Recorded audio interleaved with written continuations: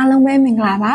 ကျမဒီတစ်ခေါက်မှာတော့ဒီစာအုပ်လေးပေါ့နော်ချမ်းသာတဲ့ကလေးပါနေတဲ့သူငယ်ဆိုတဲ့စာအုပ်လေးကိုဖတ်နေတာပေါ့နော်အရင်တစ်ပတ်ကတပိုင်းပေါ့နော်ကျမမျှဝေပေးခဲ့တဲ့အခုလေးပေါ့နော်ဒီစာအုပ်ကိုဖတ်လာရင်လည်းအရွက်200ကျော်လောက်ပြီးသွားပြီပေါ့နော်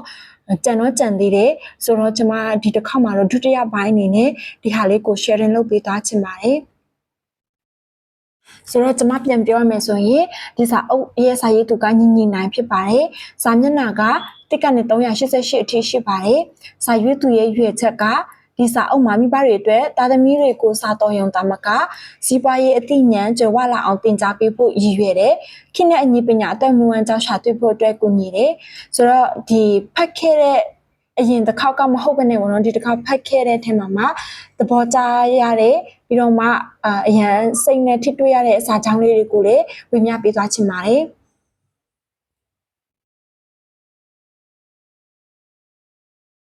ဖေကပညာကကောင်းတတ်တာပဲ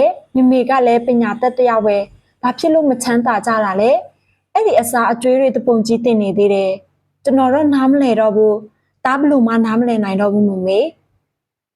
ခင်ဗျားတို့အရေးဆုံးသိဖို့ကငါတက်နိုင်မှာမဟုတ်ပါဘူးလို့ပြောနေတာကိုရက်လိုက်ဖို့ပါပဲ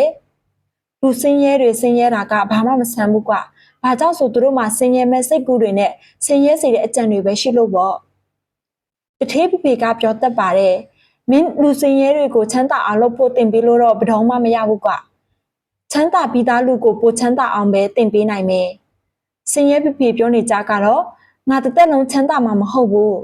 ငါမငွေကိုစိတ်မဝင်စားတာပြီးတော့ငါတက်နိုင်မှာမဟုတ်ဘူးတဲ့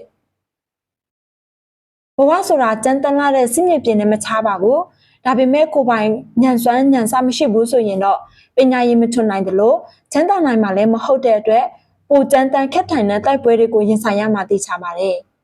ခင်ဗျားရဲ့သားသမီးကိုငွေမပေးခင်စွမ်းအားတွေပေးပါလို့ပြောခဲ့ပါတယ်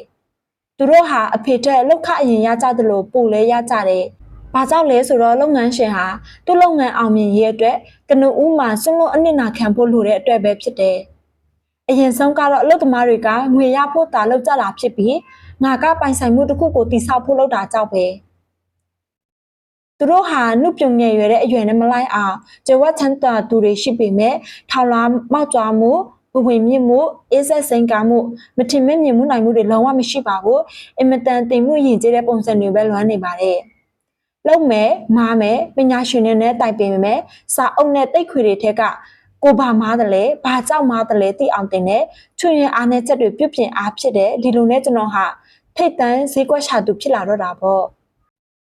ကလေးတွေကိုစာတွေအလေးနဲ့တင်ပေးရမယ့်အချိန်တွေဟာစမွဲအတွက်ပြင်ဆင်ခိုင်းနေတာနဲ့ပဲအလားဟာတက်ကုန်ရတယ်လို့ပြောခဲ့ပါတယ်မင်းရဲ့တကယ်ပညာရေးဟာကျောင်းကထွက်ပြီးလက်တွေ့ဘဝထဲကိုဝင်မဆတာက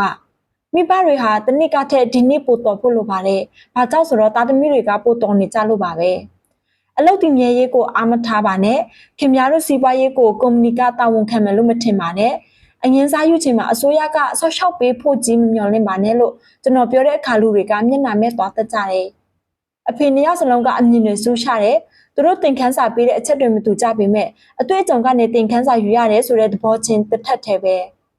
ပိုင်ဆိုင်မှုတွေကမင်းတို့အိတ်ထဲကိုငွေတွေထည့်ပေးပြီးပေးဆက်မှုတွေကမင်းတို့အိတ်ထဲကငွေကိုနိုင်ထုတ်သွားတာပဲ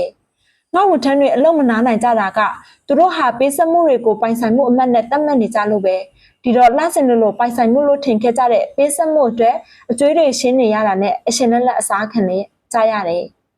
ကျောင်းသားတွေဟာသူတို့ကိုတင်တဲ့ဆရာကောင်းရင်ကောင်းတယ်လို့ထက်မြက်တဲ့ညံကြီးရှင်တွေဖြစ်လာနိုင်ပါတယ်ဆရာအနေနဲ့သူဘာတွေပြောပြီးဘာတွေတင်နေလဲဆိုတာသူ့ကိုယ်သူနားလည်ဖို့ပဲလိုပါတယ်ဆိုတော့ဒီထဲကနေပြီးတော့မှကျွန်မကခွန်အားရရှိခဲ့တဲ့စာကြောင်းလေးတွေကိုရေးထားတယ်ပေါ့နော်ဒီမှာကြည့်မယ်ဆိုရင်လည်းဘယ်စာမျက်နှာပေါ့နော်ဒီဘေးမှာဆိုရင်ဒီဘေးမှာဆိုရင် page တွေလည်းကျွန်မရေးထားပြီးတယ်ပေါ့နော်ဒီ page တွေဘယ် page မှာဒီစာကြောင်းလေးသဘောကျတယ်ဆိုပြီးတော့မှကျွန်မတိတိကျရေးပေးထားပါတယ်ဆိုတော့ဒီထဲကနေပြီးတော့မှရတဲ့သင်ခန်းစာနဲ့အတွေးကတော့တကယ်တမ်းဆိုရင်ကျမဘောနော်ကြားဖို့ဆိုရင်ပတ်စံနဲ့ပတ်သက်ပြီးတော့မှသူတို့ပစ္စည်းပွားရေးအကြောင်းနဲ့ပတ်သက်ပြီးတော့မှအရင်တော့ကဆိုစိတ်ဝင်မစားဘူး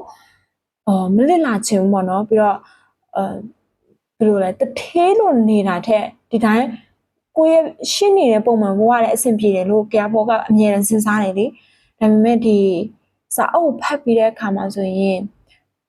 ကြဖို့ရဲ့ဒီနှလုံးသားထဲအုံနောက်ထဲထိဆွဲတဲ့စာကြောင်းကဆင်းရဲသားတွေကဆင်းရဲတဲ့အသွေးပဲရှိတယ်ပေါ့နော်အဲ့ဒါစဉ်းစားတော့ဟုတ်တယ်ငါဒီလိုဖြစ်နေတာကဒီလိုအသွေးပဲတွေးတဲ့အတွက်ကြောင့်မလို့ဒီလိုဖြစ်တာဆိုတဲ့ဥစ္စာကိုကြဖို့ကကိုပြန်ပြီးတော့မှမြင်လာတယ်ပေါ့နော်ပြီးတော့အဲ့ဒါကြောင့်မလို့ပေါ့နော်ကြဖို့ကဒီအသွေးတွေအများကြီးဒီစာအုပ်ကနေပြောင်းလဲခဲ့ရတယ်ပြီးတော့တခုလုံးဖို့ဆိုရင်တော့ပေါ့နော်မကြောက်တယ်ပေါ့နော်အထူးသဖြင့်ဒီစီပွားရေးဖက်နဲ့ပတ်သက်မယ်ဆိုရင်အတွေ့အကြုံလည်းမရှိတာကတခြားကိုယ့်ရဲ့မိဘတွေကလည်းဒီစီပွားရေးနဲ့ပတ်သက်မယ်ဆိုရင်သူတို့ကဒီတိုင်းပဲပုံမှန်ဘဝနဲ့ပဲနေတဲ့လူတွေဖြစ်တဲ့အတွက်ကြောင့်မလို့ဒီစီပွားရေးဖက်မှာပေါ့နော်တခုလုံးကြည့်ဖို့အတွက်ဆိုအမြဲတမ်းကြောက်နေတယ်ပေါ့နော်ဆိုတော့တခါတော့ပေါ့နော်မကြောက်နဲ့လှုပ်ကြည့်အဲ့လိုမျိုးပေါ့နော်ဆုံရှုံသွားရင်အမားဖြစ်သွားရင်လည်းဒီထက်ကနေပြန်ပြီးတော့မှသင်ခန်းစာယူဖို့မကြောက်နဲ့ဆိုပြီးတော့မှပေါ့နော်ကျွန်မဒီဥစ္စာနဲ့သင်ခန်းစာရရှိရပြီးတော့ဒီစာအုပ်လေးထဲမှာဆိုရင်သူကသူ့ရဲ့တထေးဖေကသူ့အတွက်ဆရာဖြစ်ခဲ့တယ်လို့သူပြောတယ်ပေါ့နော်ဆိုတော့တကယ်ပဲဆရာတယောက်ဆိုတာသူ့စီမှာအရေးအချင်းပြေဝရမယ်ပေါ့နော်ဆိုတော့အဲ့ဒါမလို့စဉ်းစားမိတာကတကယ်ပဲအရေးအချင်းပြေဝတဲ့ဆရာတယောက်စီသွားမှာပဲအရေးအချင်းပြေဝတဲ့ဟာကိုလည်းတင်ယူရရှိမှာပေါ့နော်ဆိုတော့အဲ့ဒါကိုကြဖို့ကစဉ်းစားပြီးတော့မှသင်ခန်းစာရယူတဲ့အရာဖြစ်ပါတယ်ပြီးတော့လက်တွေ့လောက်ဆောင်မဲ့အရာကဒီနှစ်စပြီးတော့ကိုယ့်ရဲ့အသွေးကိုပြောင်းမယ်ပေါ့နော်ငါဒီလောက်နဲ့ဒီနေရာမှာအဆင်ပြေပါတယ်လို့တွေးတာတဲ့ငါလုံနိုင်တယ်ငါလည်းချမ်းသာနိုင်တယ်ငါချမ်းသာရမယ်ဆိုပြီးတော့ပေါ့နော်ဒီလိုအသွေးပေါ့နော်အထူးသဖြင့်ဆင်းရဲနေတာပဲငါဆင်းရဲလို့ငါပတ်စံမရှိလို့ငါမလုံနိုင်ဘူးအဲ့လိုမျိုးအသွေးတွေကိုကြပွားဖျောက်ပြစ်မယ်ပေါ့နော်ဒီဥစ္စာကကြပွားလုံးမဲ့အချက်တွေဖြစ်တယ်ပြီးတော့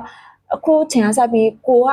ဒီစီးပွားရေးအကြောင်းနဲ့စစ်မှုဝင်စားဖို့ဆိုကိုကဒီတိုင်းပဲဖြစ်မှာလေအဲကြောင့်မို့ဒီစီးပွားရေးအပိုင်းနဲ့ပတ်သက်ပြီးတော့မှကြပွားပို့လေ့လာဖို့စဉ်းစားတယ်ပြီးတော့ကိုပိုင်ဝင်ငွေရဖို့အတွက်လည်းပေါ့နော်လှုပ်ချင်တဲ့စိတ်ရှိရပေါ့နော်အဲ့ဒီအတွက်လည်းဖြန့်ထားပြီးတော့မှအစီအစဉ်တွေဆွဲပြီးတော့မှဒီရက်ပိုင်းတွင်းမှာပို့လေ့လာမယ်လို့ဆုံးဖြတ်ထားတယ်ပေါ့နော်ဆိုတော့ဒီစာအုပ်လေးကတော့ဒီလောက်ပါပဲဆိုတော့ကျမနောက်တစ်ပိုင်းလေးရှိသေးတဲ့အတွက်ကြောင့်မို့လို့အားလုံးတူနားဆင်ပြီးဖို့အတွက်ပြောချင်ပါတယ်အဆုံးထိနားဆင်ပေးတဲ့အတွက်လည်းအားလုံးကိုကျေးဇူးတင်ပါတယ်ရှင်